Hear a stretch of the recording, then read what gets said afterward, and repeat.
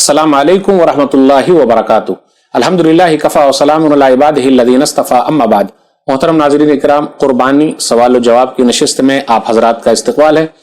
आज की नशिस्त का मौजू है कि कुर्बानी करने से कुछ लोगों के जज्बात मजरूह होते हैं, क्योंकि हम और आप जिस मुल्क में रहते हैं, हम कुर्बानी करते हैं तो कुछ लोगों को तकलीफ होती है, इसलिए बेहतर है कुर्बानी को छोड़ दिया जाए, न किया जाए।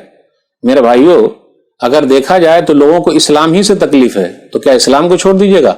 लोगों को नमाज से तकलीफ है, तो क्या नमाज को छोड़ दीजिएगा? रोजे से तकलीफ है, वो तो तकलीफ है ही। तो इसलिए हमें और आपको उन लोगों को खुश करने के लिए नहीं करना, हम अल्लाह के लिए करते हैं, रसूलुल्लाह सल्लल्लाहु अलैहि वसल्लम के बताए हुए तरीके पर चलते हैं।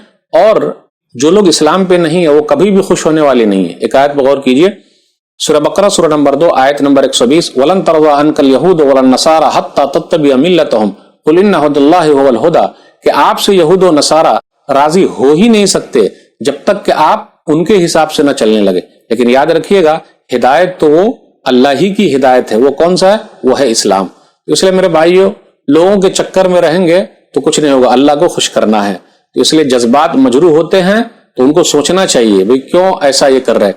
उन्होंने अपनी तरफ से कुछ मसला गढ़ लिया है, तो आप लोगों की गढ़ी हुई बात पर ध्यान देंगे तब तो मसला गड़बड़ हो जाएगा। इसलिए अल्लाह को खुश करने के लिए करना है और अल्लाह के लिए करना है। अल्लाह हम सबको सही समझ अता फरमाए, आमीन। हाज़ा मा इंदी वल्लाहु आलम बिस्सवाब। वस्सलामु अलैकुम व रहमतुल्लाहि व बरकातुहू।